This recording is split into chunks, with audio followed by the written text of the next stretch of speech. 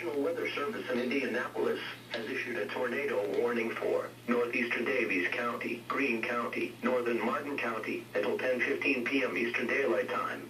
At 9:31 p.m. Eastern Daylight Time, National Weather Service Doppler radar indicated a severe thunderstorm capable of producing a tornado.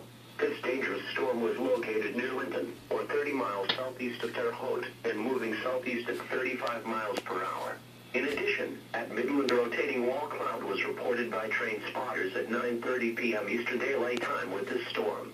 This storm has a history of producing ping-pong-sized hail as well.